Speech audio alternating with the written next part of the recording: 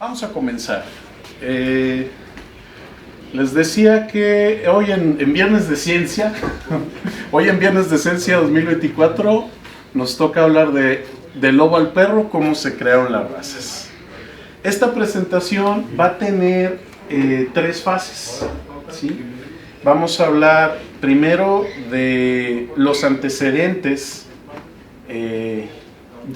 porque en realidad los antecedentes históricos, paleontológicos, geográficos, genéticos que tienen los perros son amplísimos, pero vamos a tratar de dar una pequeña iluminación a esa área, y posteriormente, después de eso, vamos a platicar cómo es que realmente se componen las razas, y luego vamos a ver la parte que en mi opinión es la más importante de todas, que ustedes entiendan lo irónico, lo extraño, lo curioso y lo contradictorio que son las razas de perros.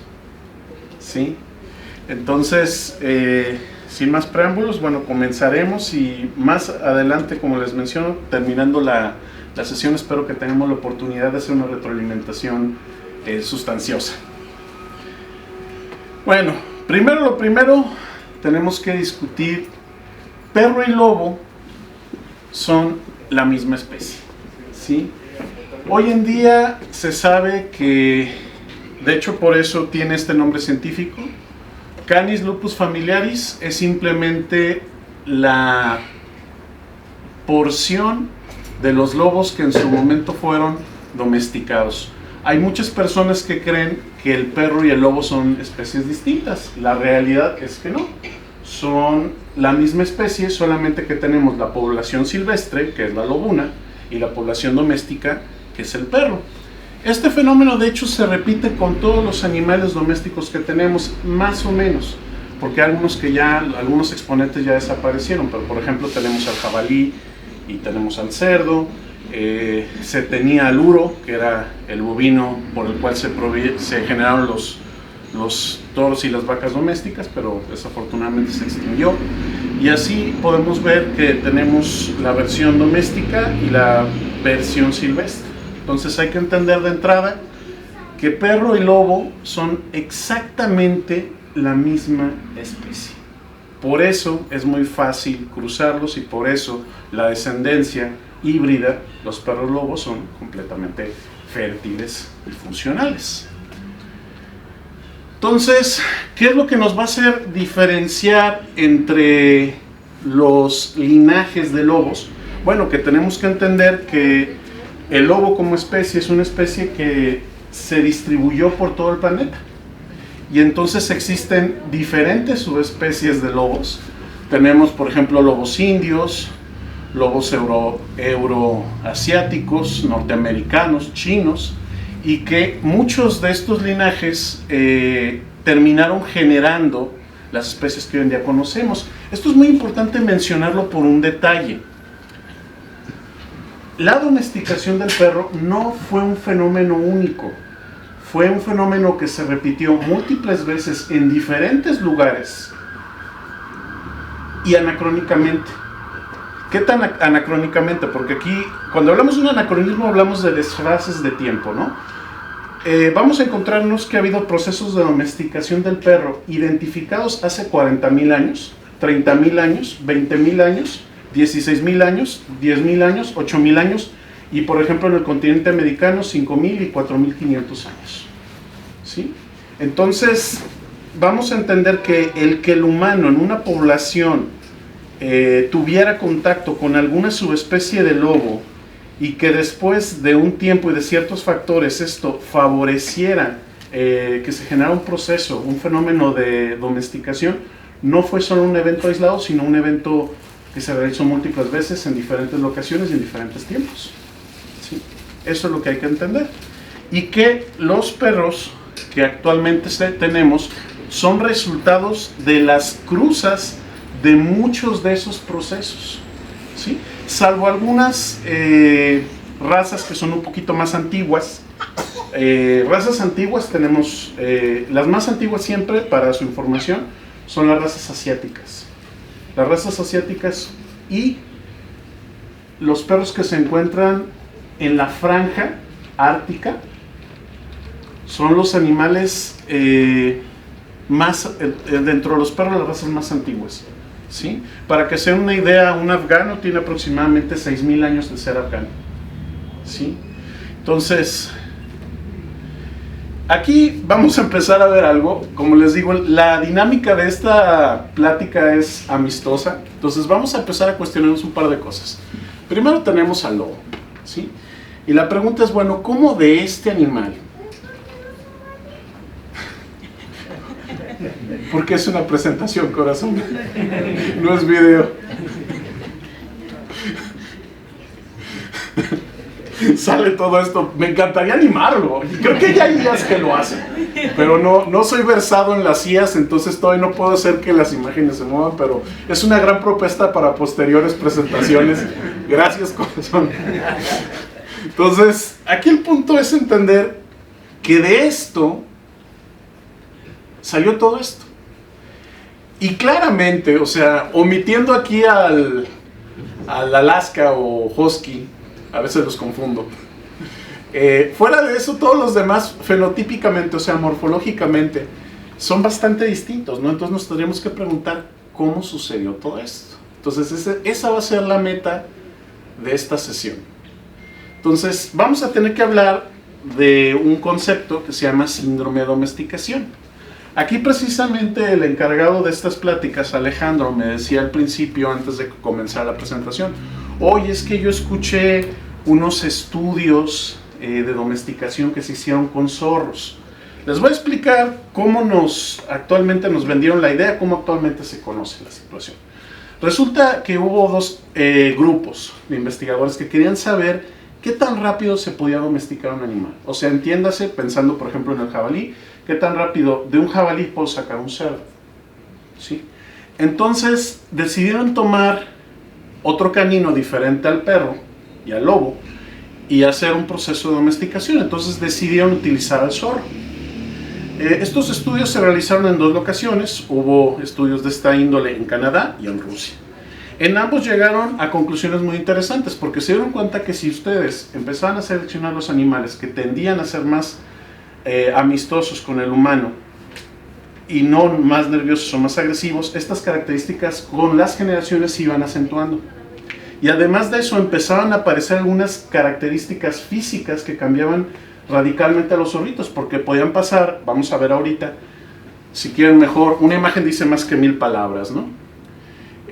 Lo que vamos a encontrar es que el síndrome de domesticación, primero lo tengo que platicar, esto es muy importante, no sucede solamente en mamíferos, sucede en mamíferos, en aves y en reptiles, y en peces, ¿sí? No más que en el caso de los mamíferos es muchísimo más homogéneo, ¿sí? Siempre que vamos a tener un animal, que ojo, esto no se limita únicamente a hablar de animales carnívoros, estamos hablando de animales carnívoros y herbívoros.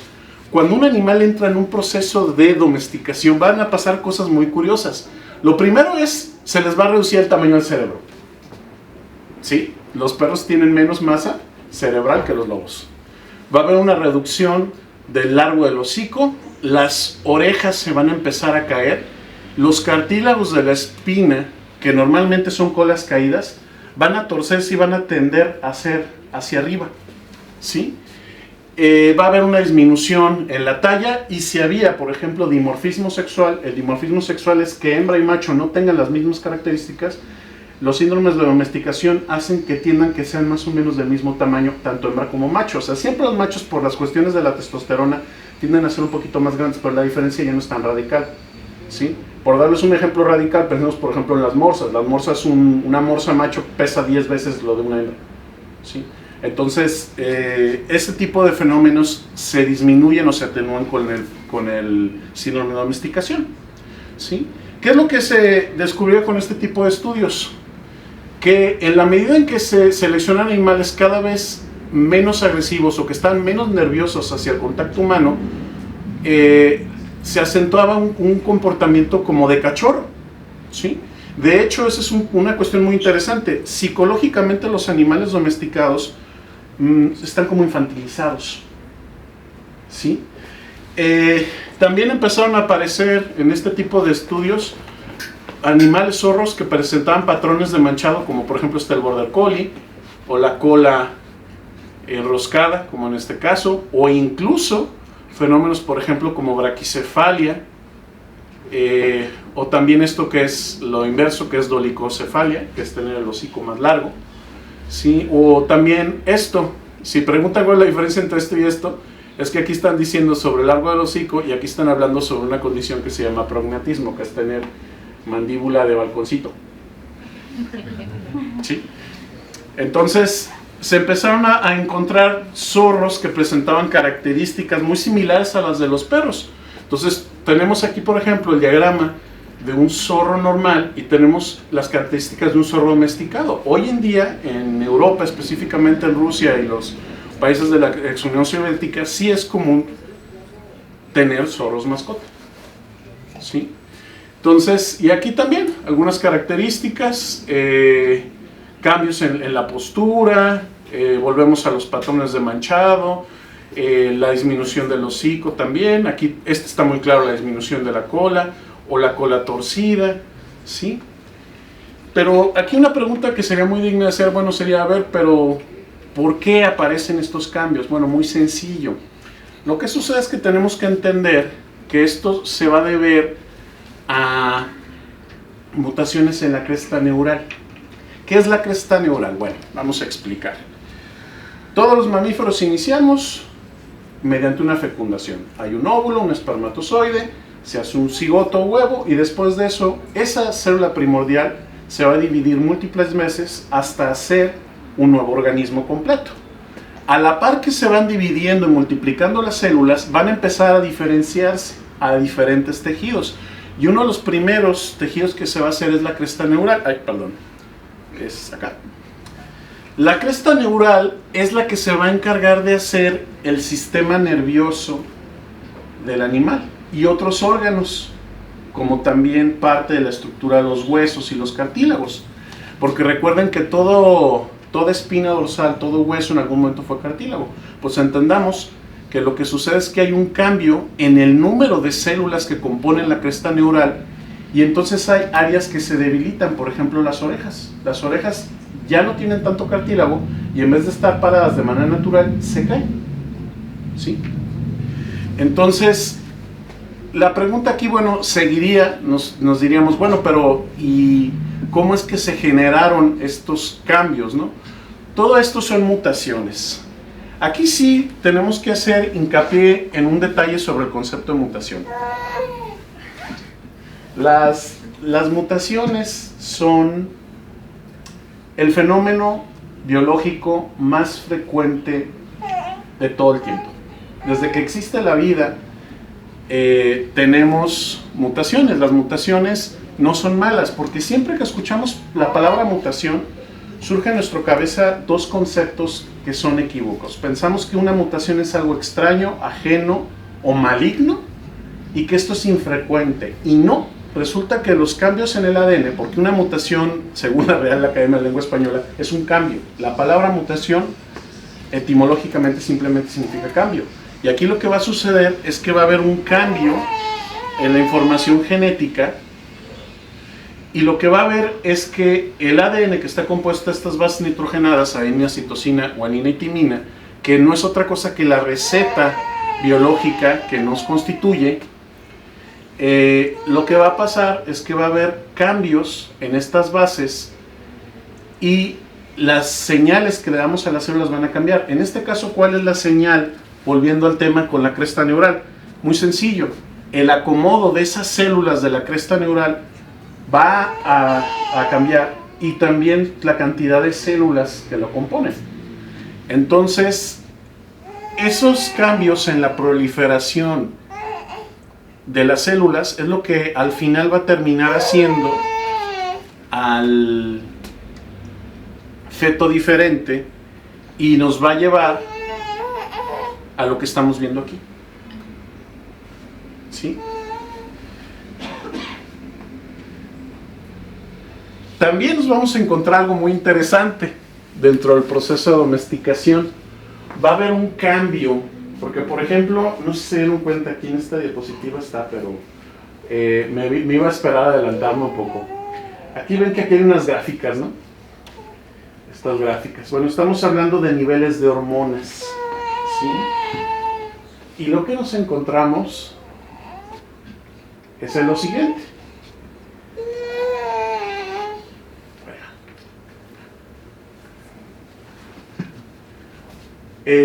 Lo que nos vamos a encontrar es lo siguiente. En la medida en que un animal empieza en un proceso de domesticación, van a suceder dos cosas inversamente proporcionales. Va a aumentar el nivel de oxitocina y va a disminuir el nivel de cortisol. A final de cuentas, el cortisol y la oxitocina son hormonas que se encuentran en nuestro cuerpo y están asociadas con dos características muy opuestas. El cortisol es lo que nos hace tener miedo, estar estresados y estar enojados, ¿sí? También por eso es muy malo producir mucho cortisol. Y por otro lado, la oxitocina es una hormona maravillosa. Alejandro decía al principio de la plática que no sé si antes o después iba a venir alguien que hablaba de la química del amor. El enamoramiento no es otra cosa a nivel bioquímico que altos niveles de serotonina, dopamina y oxitocina. ¿Qué hace la oxitocina en el amor? Pues es la que genera los sentimientos de cooperación o el bonding, que son los lazos. ¿A qué se refiere eso? Es muy importante. Se ha comprobado que en mamíferos, si tú tienes padres o madres y estos tienen altos niveles de oxitocina, son padres responsables. Si por el contrario tienes bajos niveles de oxitocina, son incluso hasta, hablando en animales domésticos, infanticidas. ¿Sí? Entonces, lo que ha sucedido, ya no físicamente queda en las diapositivas anteriores, sino hablando de la cuestión endocrina en la transición del lobo al perro, principalmente es eso. Van a aumentar los niveles de oxitocina y van a disminuir los niveles de cortisol. De hecho, ustedes no me lo van a poder negar con cualquiera de los perros que han tenido la oportunidad de convivir en su vida. A los perros no les pasa la vida. O sea, puede haber un incendio, están bien tranquilos. Y ustedes dicen, poco, díganme si no les ha pasado. Dicen, ¿cómo estás tan tranquilo? Pues bien sencillo, porque hemos seleccionado para que no produzcan cortisol. En cambio, agárrate un lobo y pásalo por un campanario o pásalo por donde hay una bicicleta, van a ver cómo reacciona. ¿Sí? Esa es la cuestión, los niveles de las hormonas que nos rigen en nuestro comportamiento. ¿Sí? También aquí hay algo que es bien bonito platicar, es una cosa bien linda. Algo que ha favorecido que nosotros y el perro tengamos un vínculo es un estímulo que se llama bucle positivo de oxitocina mirada, que se ha comprobado que cuando tú miras a tu perro o a tu gato, porque esto también sucede en felinos, debo de mencionar, produces oxitocina y él también. Entonces, nada es igual después de eso y te enamoras de tu perrito.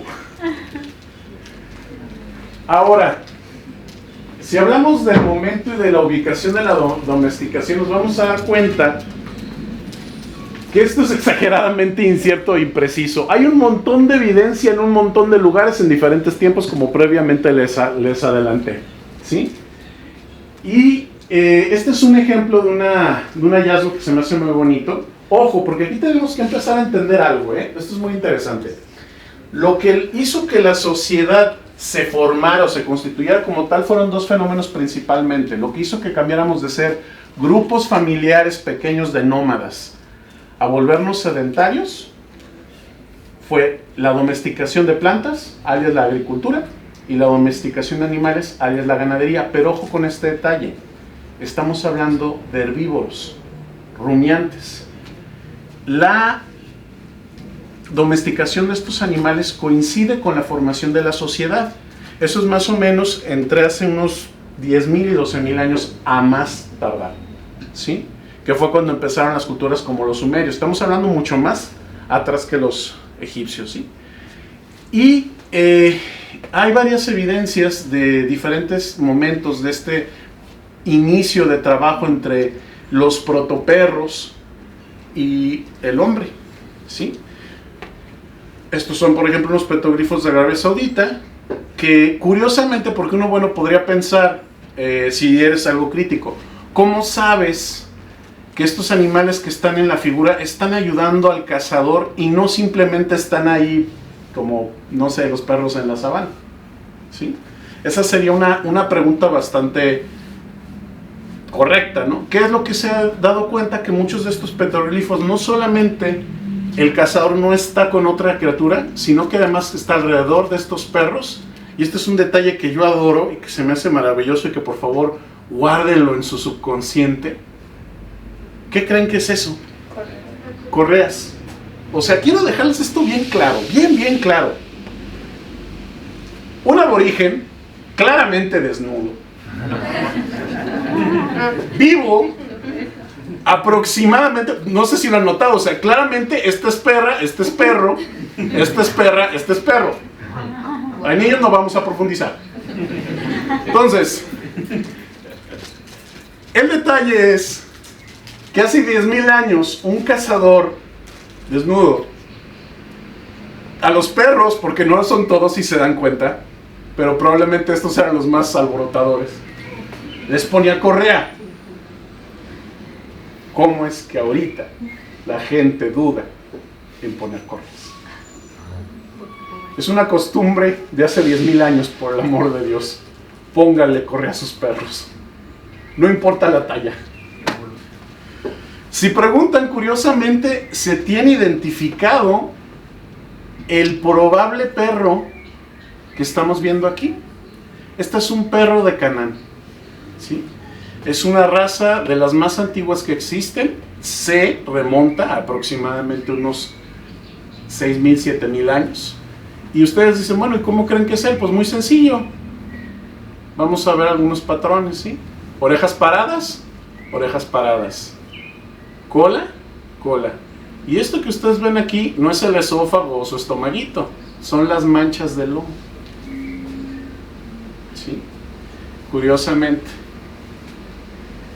¿Qué estamos viendo aquí en este mapa mundi? Bueno, vamos a explicar primero algunas curiosidades. Lo que ustedes ven aquí en gris es el área en donde naturalmente hay lobos. Y los círculos que ustedes están viendo son sitios en donde se ha encontrado arqueológicamente, desde hace 1000 años hasta 10,000 años, vestigios de perros. ¿Sí? Para que se den una idea, para que lo entiendan, si el circulito está lleno es 10,000 años o más. Si está a la mitad son 5,000, aquí son 7,500, ¿me doy a entender? Entonces, se van a dar cuenta de un par de cuestiones. Primero, ya los perros, su distribución es completamente diferente a la del lobo, ¿sí? Porque, ¿cómo llegaron aquí estos restos si aquí no hay lobos, aquí no hay lobos, aquí no hay lobos? Los traían las personas. Ya en ese momento, nosotros ya llevábamos a los perros con nosotros, ¿sí? Entonces, porque aquí sería la pregunta, bueno, ¿cuándo más o menos podemos posicionar una fecha promedio, vamos a decir, si se vale la palabra, para decir que se domesticó el perro? Pues más o menos hace más o menos 16,000 años, ¿sí? Hace 16,000 años, en promedio, para que se den una idea, porque esto sí vale la pena mencionarlo, seguíamos en la edad de hielo. O sea, la idea que vieron algunos de ustedes en la película de la era del hielo 1, en donde estaban los humanos cazando a la manada que traían a la criatura y traían a sus perrolobos, no está nada fuera de la realidad, ¿sí? O sea, todavía no había sociedad, todavía no había cultura, no había... Bueno, cultura creo que estoy siendo muy atrevido. Más bien no había sociedad como tal, no había agricultura, no había animales domésticos y estos ya no estaban meneando la cola, ¿sí? Y en el caso del continente americano, el máximo son 9,000 años, ¿sí? Esto es muy curioso porque ahí les va. Se sabe que los humanos llegaron incluso antes al continente americano, pero parece que los primeros humanos no traían los primeros perros. Fueron otros movimientos migratorios de humanos al continente americano los que fueron trayendo a los perros. La llegada del perro y su conformación en el continente americano no es a la par de las sociedades humanas. Ahora, ¿cuál es el problema para poder fijar un momento en donde nosotros digamos es un perro o es un lobo? El problema es que de entrada, cuando hablamos de los primeros momentos de nuestra relación con los lomitos, las diferencias entre un lobo y un perro son muy vagas, ¿sí? Estos son animales de un sitio arqueológico llamado Germonpré en Ucrania. Aquí estaría interesante preguntar, esta sesión es un poco interactiva, si me lo permiten. ¿Cuál creen ustedes que es el lobo y cuál creen que es el perro? Porque aquí, en este sitio, se encontraron osamentas de lobos y se encontraron osamentas de perros. La respuesta tiene que ser A o B. ¿El lobo es A? Sí. Correcto. ¿Por qué? Si me hicieron caso, espero que haya sido por esa razón y no por el azar. Recordemos que en el síndrome de domesticación dijimos algo. Ay, perdón. No me he acostumbrado todavía. Disminución del hocico. Esto es muy importante. Y disminución de la masa encefálica. Entonces, vamos a ver de manera más crítica aquí y nos vamos a dar cuenta de algo. El cráneo del lobo es más largo. Vean el hocico. El hocico está más reducido. Y también hay otro detalle, pero este es anatómico. Esta es la cresta occipital. ¿Sí? En los lobos siempre la cresta occipital es mucho más larga que en los perros. En los perros, si se fijan, inicia más tardíamente. Aquí es desde aquí es más o menos desde acá. Y si se fijan es mucho más alta. ¿Sí? Y acá ya no. ¿Sí? Fuera de que los colmillos son más largos y otros pequeños detalles que no siempre vamos a tener porque no siempre tenemos los colmillos. ¿Sí? Entonces, la situación es fecha que todavía es una situación de debate cuando cronológicamente, porque ya les dije que en diferentes lugares hubo diferentes eventos, se puede decir de este año para acá eran lobos y de este año para acá eran perros. No lo hay. No hay una fecha en donde nosotros podamos decir de aquí para acá sí, de aquí para acá no. Es un proceso, la domesticación como la evolución, son fenómenos progresivos. No puedes ser así como rajatablas y de parteaguas y decir de aquí para acá sí, de aquí para acá no. Por ejemplo, es otro caso. Aquí, ¿cuál creen que sea el perro? ¿A, B o C? El perro. A, correcto. Este es el perro, estos dos son lobos. Estos son de otro sitio donde se encontraron que se llama Goyeta en Bélgica. Estas piezas están datadas hace 31.700 años. O sea, ya sabemos que ya en ese entonces ya empezaba a haber diferencias entre los que eran estos futuros perros y sus contrapartes silvestres. ¿Sí? Entonces, este es otro caso muy interesante.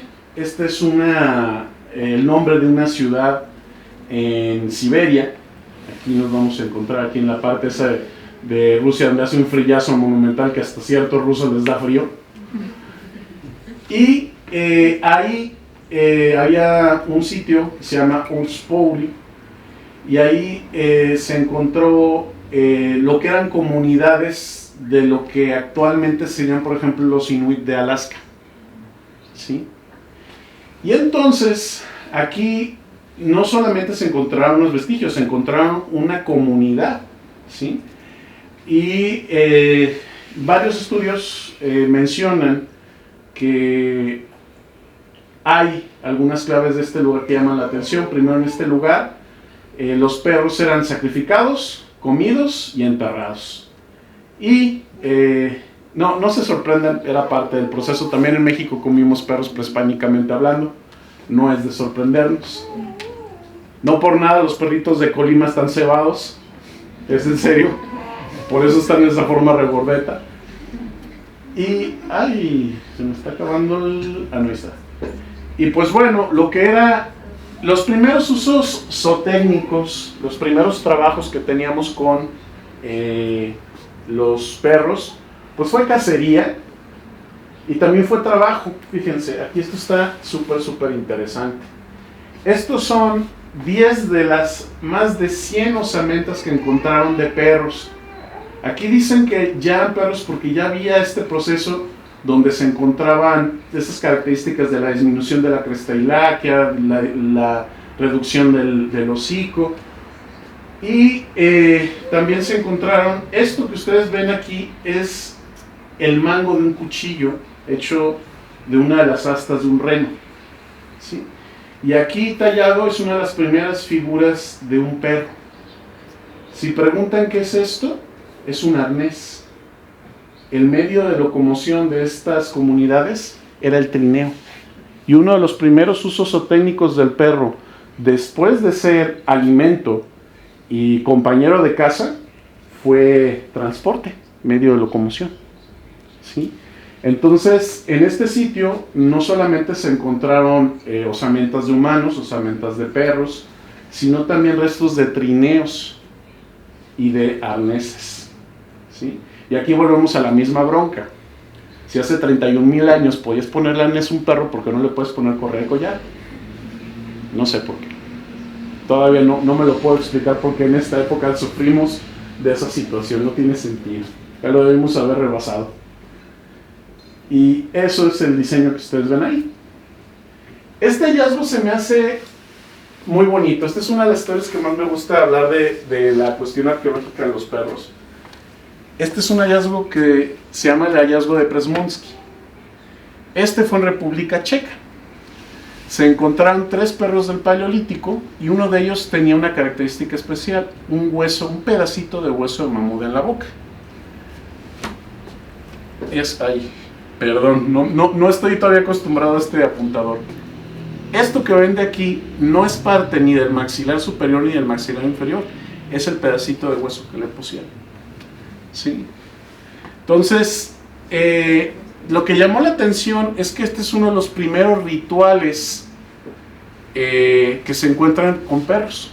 Se sabe que es un ritual porque si ese animal hubiera sido simplemente consumido, nadie se hubiera molestado en poner los cráneos de las osamentas de los perros en posiciones especiales y menos dejarles una ofrenda. Uno de los autores de esta investigación supone que tal vez ese hueso que se puso en la boquita del lomito era como un tipo de ritual para que este acompañara a su dueño en el viaje después de la muerte.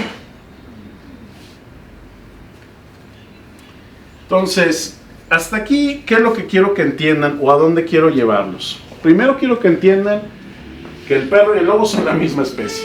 Solamente es la versión silvestre y la versión domesticada, ¿sí? Por medio de un proceso de selección en donde nosotros participamos, ¿sí? Quiero que entiendan que lo que generó a todas estas razas fue el acúmulo progresivo de mutaciones como las de la cresta neural que hicieron que no se produjera, por ejemplo, suficiente cartílago para que la oreja se cayera, o que en algunas áreas aumentara la tensión e hiciera la colita. O sea, quiero que entiendan que en un principio el perro y el lobo morfológicamente eran casi iguales, pero al cabo de miles de años y al acúmulo progresivo de estas mutaciones se generó toda la diversidad que conocemos. Esta diversidad hace muy especial al perro, les voy a explicar por qué. No ha existido un animal en el planeta que como especie tenga la cantidad de diversidad morfológica, morfométrica o fenotípica que presenta el perro. ¿Por qué? Porque tenemos animales, chihuahuas de 500 gramos y mastif de 110 kilos.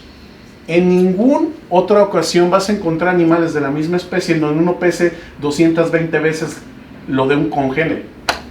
Eso nunca lo vas a volver a ver, ¿sí? Entonces, ¿qué tenemos que entender del concepto de raza? Que es la clave por la cual afortunadamente estamos todos aquí. Una raza es una población, en este caso de perros, que tienen características similares o casi similares, porque dentro de una raza podemos encontrar algunas diferencias, cambios de color, pelo, cosas así. Y estas similitudes también se traducen al campo etológico, teniendo coincidencias en su comportamiento, y provienen de un proceso de selección de animales con las mismas características. Aquí también debo de mencionar también consanguinidad. Hay cierto grado de parentesco siempre muy fuerte entre perros de una misma raza. Es inevitable, ¿sí? Ahora, por definición, esto aquí sí tengo que dejarles algo muy claro. De hecho, esto es clave para que de aquí para adelante puedan llevar la presentación conmigo. Primer punto. Público, esta es la diapo más importante de toda la presentación, ¿sí? Si me llegan a entender esto, van a entender cómo funcionan las razas. Si no me llegan a entender esto, no vamos a poder funcionar. ¿Qué es lo que tienen que saber? Que por definición, una raza es una población que difiere de otras poblaciones de esa especie en razón a la frecuencia de ciertos genes que posee, ¿sí? Y esta es la parte más importante, que es la parte en donde de aquí para adelante se les va a hacer así. Tenemos que entender que esta decisión de qué tantas características intervienen para decir que este perro es de una raza o de otra, es una cuestión arbitraria, no científica, arbitraria. ¿Cuáles y cuántos genes o características que se vengan de estos genes escogemos para que un perro sea una raza u otro? Es una decisión arbitraria, ¿sí? Si alguno de ustedes está leyéndome entre líneas, entonces ustedes me dirían, profe, o por costumbre digo profe, pero ahorita mejor digamos Teo a secas. Teo, entonces me estás diciendo que las razas no existen. No existen. Las razas no existen. Son concepciones humanas de cómo separamos animales de una misma especie. Y ustedes me van a decir, no inventes. O sea, ¿me estás diciendo que esto es lo mismo? Sí, de hecho. Y ustedes me van a decir, ¿cómo es posible eso? Pues les tengo una noticia. Este es un gran danés, ¿verdad? Este es un pincher. Pensemos que es un chihuahua. La diferencia genética, ojo con esto, la diferencia genética entre un gran danés y un chihuahua, y lo dicen publicaciones de Science, no me lo estoy sacando del bolsillo, es menos del 1%. Las diferencias. Entonces, y ustedes me van a decir, no, es que no puede ser, está diciendo una barbaridad. Las razas no son inventadas. Espérense y van a darse cuenta de que todo lo que les enseñaron no era exactamente como se los contaron. Entonces, ya saben, ¿cuál es la clave aquí? Es muy importante, quiero que lo digan, por favor. Arbitrario. ¿Sí? ¿Arbitrario? Muy bien, perfecto, vamos bien. Agárrense, porque de aquí para adelante la plática va a ser exageradamente jocosa y ridícula. Lo van a amar. Muy bien. Vamos a agarrar un pastor alemán. ¿Por qué? Porque es una raza que todos conocen, ¿verdad? Muy bien. ¿Qué es lo que hace a un perro pastor alemán de otros perros? Y ustedes me van a empezar a decir lo obvio. Orejas paradas, cola caída, no parada, no enroscada. Esta posición que es terrible, que afortunadamente no todos lo tienen, este está mejor. Este culo caído es horrible. Esto, si ustedes no lo saben, esto de la espalda en caída es la razón por la cual este perro dejó de ser la primera opción de perro policía y de trabajo, y el belga malinois que se lo tragó. Que si preguntan, un belga malinois tiene la espalda así, como todos los demás perros, horizontal. Esto de que se seleccionara al pastor alemán para que tuviera el culo caído, le dio en la madre a la raza, ¿sí? Entonces, pero no vamos a hablar ahorita de las cosas malas, para eso si quieren damos otra plática. Vamos a hablar de las cosas no tan malas. Ahora, ¿cuál es el detalle aquí que les va a llamar la atención? Claramente ustedes han visto, claramente ustedes han visto un pastor alemán así, claramente. Este es el pastor alemán clásico. Y estoy seguro que tampoco no les saca de onda ver un sable, no les saca de onda ver un blanco, se llama silver con negro, o un negro, ¿sí? Estos colores les parecen comunes a todos, ¿verdad? Pero, este no. Este no. Este no. Ay, se me va. Y este blanco, no.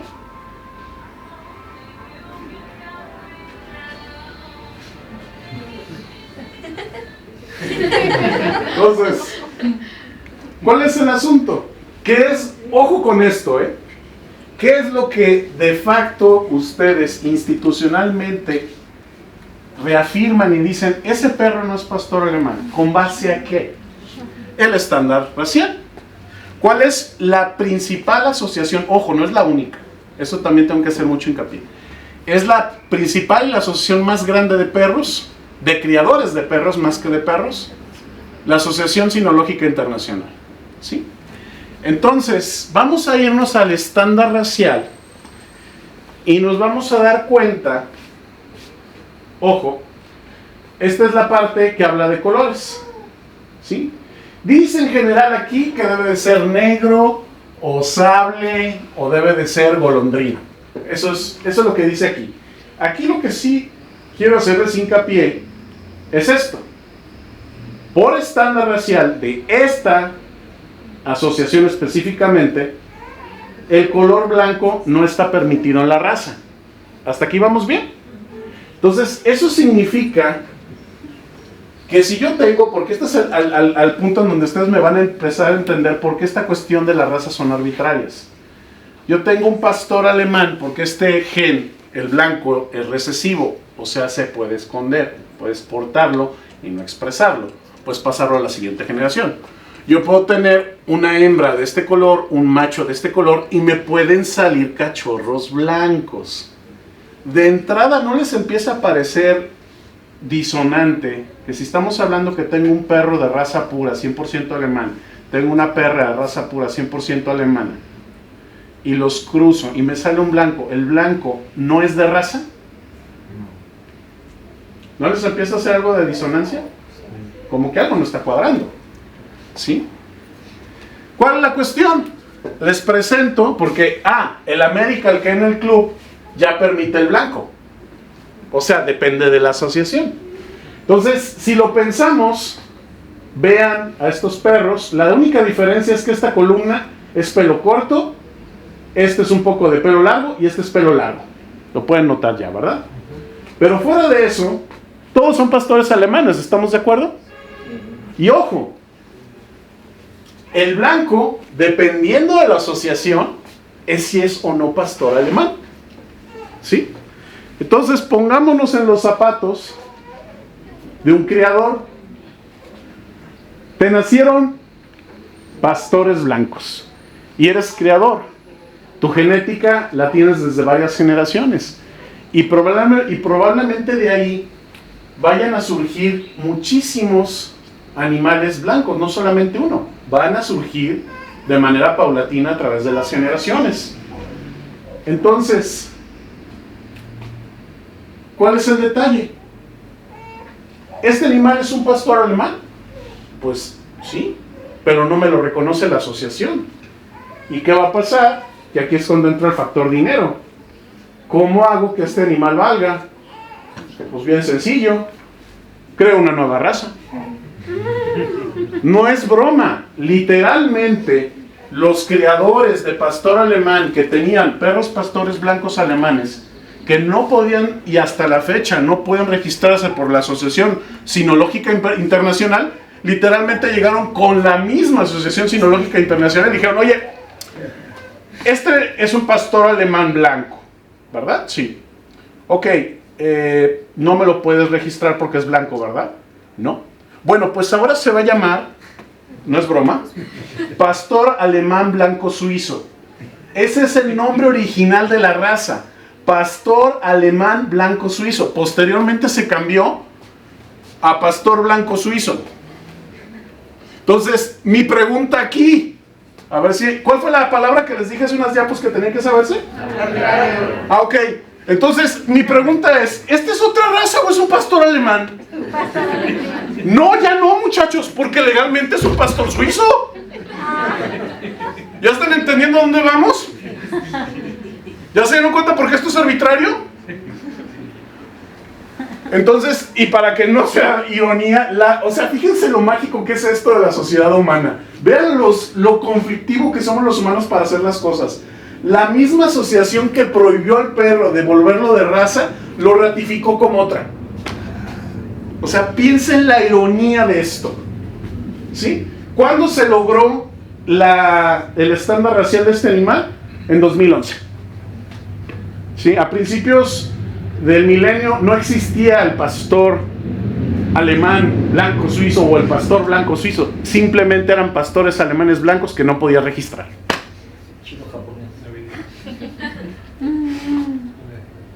Ahora, este está más bueno aún. ¿Este qué es? Pandas. Pastor alemán panda. ¿Por qué le pusieron panda? Porque a alguien se le ocurrió, específicamente a los dueños de esta perra, porque les presento a Franca von Bemon of Lewicka, le vamos a decir Franca secas. Esta es la primer pastor alemán que presentó este parámetro, este diseño de capa tricolor. ¿Sí? ¿Cuál es la cuestión? Que en ese inicio del milenio, sus creadores se metieron en un pleito chingoncísimo, perdónenme la palabra, con la Asociación Sinológica Internacional. ¿Por qué? Porque esta es la parte divertida. ¿Es o no es un pastor alemán? Pues bien sencillo, este es un descendiente de Franca. Se hizo un estudio a Franca por la Universidad de Davis en 2016. Se comprobó que es una mutación que surgió de manera natural en el pastor alemán, porque muchos pensaban que los dueños habían cruzado con otros pastores y que había salido ese. Que se comprobó que no, es una mutación única que ha sucedido en los perros, exclusivamente en la línea de Franca, porque ya Franca ya se fue, pero tiene un montón de descendientes de un gen. Y esto es la parte divertida. Es fecha que la Asociación Sinológica Internacional no lo acepta como una capa de panda, pero el American Kennel Club sí. Entonces, ¿es o no es? Entonces, aquí es donde entramos a la pregunta. Tenemos un pastor alemán negro, podría haber sido golondrino sable, es el representante de lo clásico.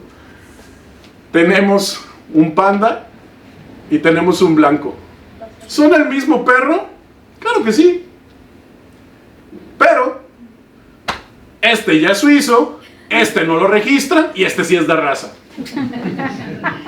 En este momento hay alguien en el público con confianza que me puede decir que esto no es arbitrario.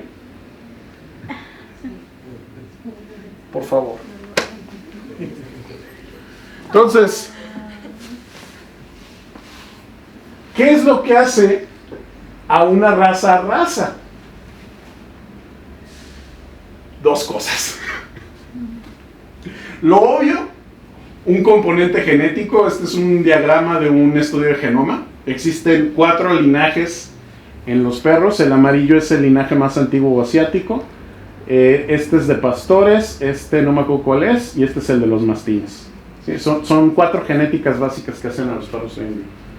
Bueno, para no hacerles largo el cuento, lo que hace a un perro de una raza u otra, obviamente es su componente genético que hace que tengan rasgos diferentes. Y la otra que a veces ya me están empezando a entender, aceptación social. Ustedes van a decir, ¿cómo? Sí, que aceptes que es o no la raza. Y para eso tenemos a este lomito. Este es un labrador. ¿Sí? Ya sabemos de dónde vino. Obviamente va a ser un cruce entre un labrador y un poodle. Por eso es labradoodle. Esta cruza se originó en los Estados Unidos. ¿Ok? Ahora les presento el Australian Cover Dog. El Australian Cover Dog es una cruza de poodle con labrador, pero esta es una raza australiana. ¿Cuál es la diferencia? Bien sencillo. Que los estadounidenses vieron estos animales como un cruce y los australianos vieron más allá y lo concibieron como una raza. Hay una otra asociación, esta es australiana, que es la Master Dog Breeders Association, que acepta al Australian Cover Dog. Y como esta idea no se les ocurrió a los gringos, que son el American Kennel Club, ellos no aceptan al animal. No existe la raza, es una cruza y se llama labradoodle. Entonces, a ver si me entienden, esto es la magia. O sea, quiero volver un poquito a las diapos, si me lo permiten, queridísimo público. O sea, si el perro pisa Australia, es raza y es cover dog. Si el perro pisa Estados Unidos, es labradoodle. ¿Qué les dije? ¿Que las razas eran qué? O sea, ¿sí están captando que estoy diciendo cover dog? Labradoodle. ¿Cover dog? Labradoodle. Así de idiota es esto.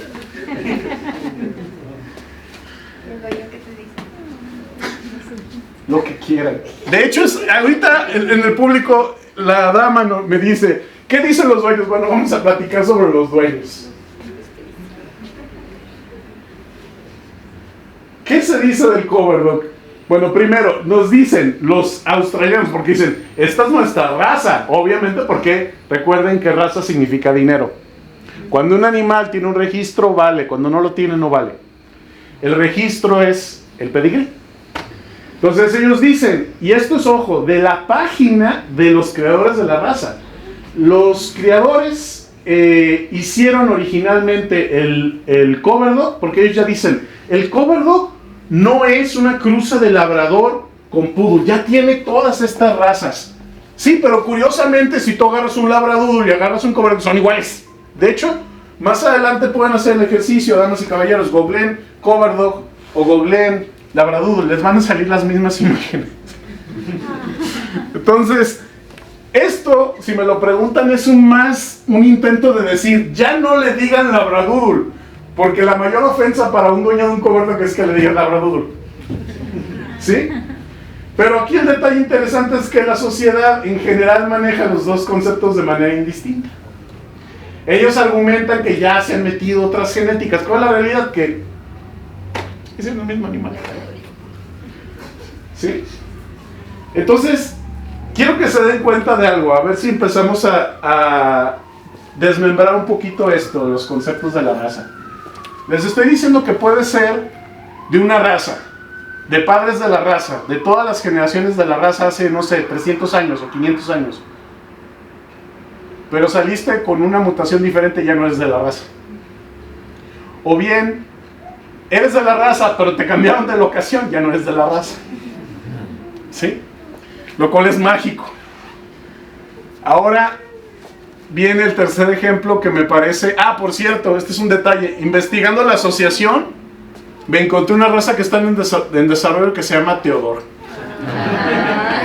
Entonces, pocas veces en mi vida imaginé que me iba a encontrar una raza con mi nombre. Ampliando esta presentación, me lo encontré.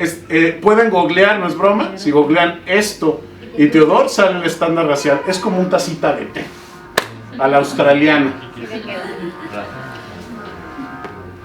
Entonces, este es el siguiente ejemplo. El primero era irónico, el siguiente también. Este está más cargado de feeling, este está bien bonito. Quiero que se queden con este último ejemplo, es uno de los mejores ejemplos que vamos a discutir. Les decía, aquí hay algo que tenemos que entender. Hay una carga ideológica de cada sociedad hacia los perros de su país. ¿Sí? Todo lo podemos sentir, por eso O sea, sentimos mexicano al chihuahua, al cholo, como los alemanes al pastor alemán. Entonces, vamos a entender que parte de la identidad de cada país es las razas de perros. ¿Sí? Y entonces les voy a contar una historia. Había una vez un país sin una raza. ¿Sí? ¿Cuál es? A ver, ¿alguien sabe cuál es este país? Es lo rojito. Aquí está el mapa mundi.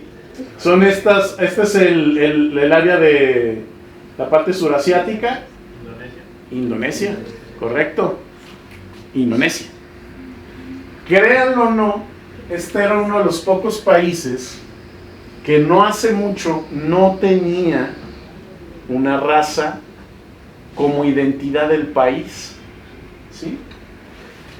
Entonces, ¿qué pasó? Algo muy interesante.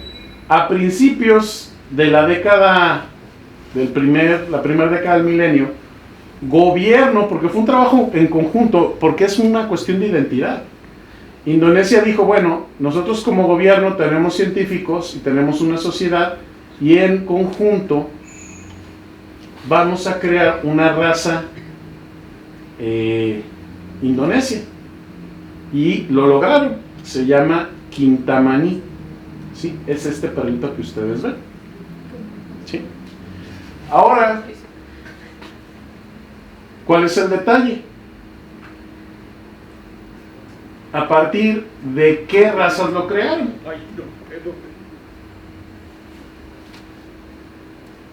Público, como de qué le ven la finta. Pastor alemán.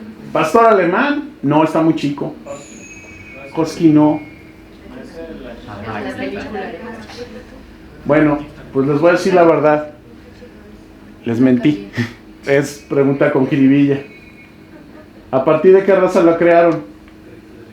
De ninguna. La crearon a partir de los individuos que habitaban la isla de Bali, que es la isla más grande de Indonesia, a partir de lomitos callejeros. ¿Sí?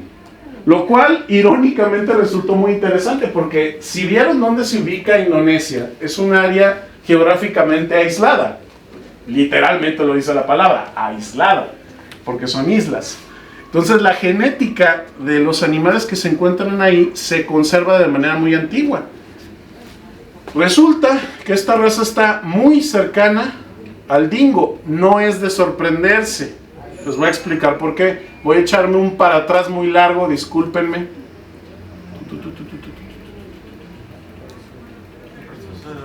Un callejero con cabeza de dingo. Ahorita me voy. Aquí quería irme. Acá estaban los lobos y los humanos. Se crearon perros a partir de esos lobos. La gente migró, los lobos no, con sus perros, y viajaron de aquí a acá. Acá hay dingos, aquí hay quintamanís. Entonces no es de sorprenderse que estos perritos y estos perritos están emparentados. Provienen de la misma línea migratoria. ¿Sí? Entonces, disculpen la vueltota. Aquí es cuando Stephanie tiene razón, esto estaría muy chido si fuera video. Estaría más rápido. Entonces,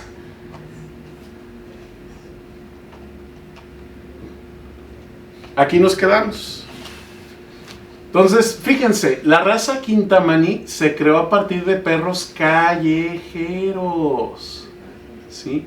Ojo, en 2019, la asociación más grande y quisquillosa le dio reconocimiento internacional. Por eso aquí, de hecho ahí es en inglés. Entonces, este es mes, este es día y este es el año. Entonces, mayo 4 de 2019 se creó el Kintamani. ¿Sí? Entonces, aquí está un detalle. ¿Cuál es la moraleja detrás de esta raza? Lo cual se me hace lo más hermoso.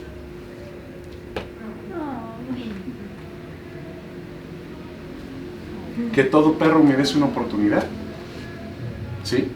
Y que tal vez lo que para algunos socialmente o por nuestro triste desconocimiento sobre cómo se hacen las razas o la genética de los animales, podemos ver aquí un callejero, mientras que otros ven una raza en potencia, ¿sí? Entonces, aquí la pregunta es, en un país como México con 30 millones de perros, la mayoría callejeros o en estado de calle, ¿cuántas potenciales razas podrían estar ahí esperando para ser descubiertas? ¿Por qué? Ustedes podrían decirme, oye Teo, pero ¿por qué no podemos apreciar al perro como es? No, no lo apreciamos, necesitamos dividirlo, necesitamos seleccionarlo, necesitamos formarlo. ¿Se necesitan las razas? Sí, es una manera de rescatar animales, solamente que es un paradigma que no se ha trabajado en este país, ¿sí? Entonces, ¿cuándo los lomitos esperan ser valorados por lo que son? Ellos son nuestros verdaderos compañeros. En síntesis, los perros de raza no son de raza por su herencia, sino por un arcaico estándar racial. Para constituirse una raza depende una parte genética, una parte social, y aquí tal vez debe haber puesto geográfica.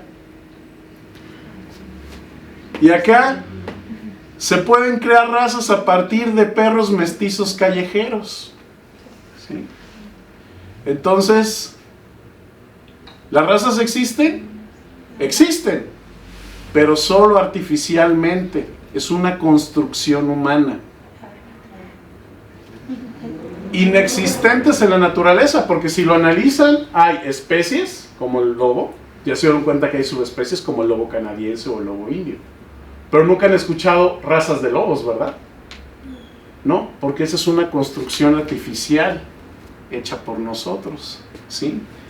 Y responde a la necesidad intrínseca que tiene el humano de distinguir arbitrariamente entre individuos de una misma especie.